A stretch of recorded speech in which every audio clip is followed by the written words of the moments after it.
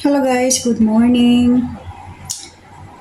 Happy Monday. I'm so sad, no? Kasi pumunta di ba ako nung Saturday sa hospital para magpa-check up.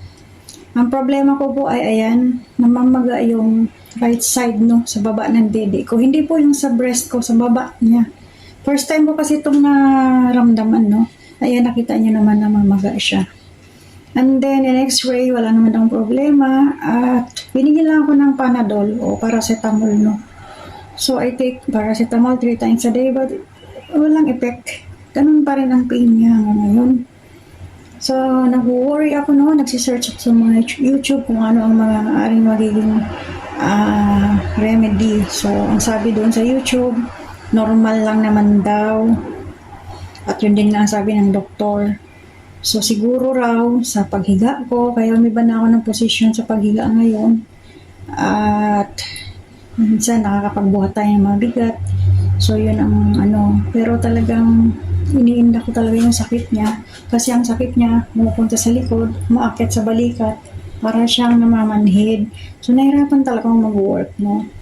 So, sinishare ko ito sa inyo dahil gusto ko sana na kung sino man ang nakaranas ng ganito, makishare naman din kung ano yung inyong ginawang remedy.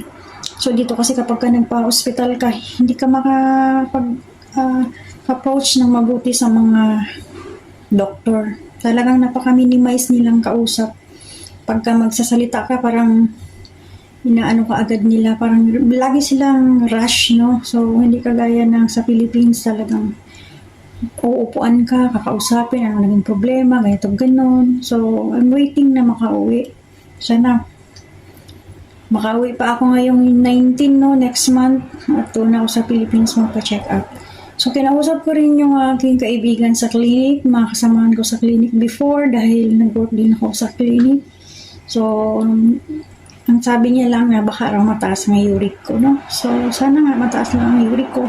So, from now on, stop ako kain muna ng mga red meat, number 1 sa uric, and then dairy milk, yung mga gatas na nilalagay ko sa, o cream na nilalagay ko sa coffee, bawal, and then tuna, number 1 pa naman ang tuna, yun pa naman ang lagi kong inuulam, ang canned goods. So, ayan guys, ang aking update for my health, no? Sana okay na ako, and please help me to pray also for my health, at sana makabalik pa ako ng Philippines. Masyado lang ako nag-worry guys kasi nga nahirapan ako mag-work. Tsaka first time ko itong naramdaman, no? So talagang nag-aalala ako sa health ko. Sana bumilis na yung araw para makauwi ako ng Philippines at nalaman ko kung ano ang problema ko talaga. Ayan. Thank you for watching at sana sa mga friend natin dyan na nagkaranas ng ganito, pa-share naman kung ano ang ginawa niyo. Thank you and have a nice day to all. God bless us.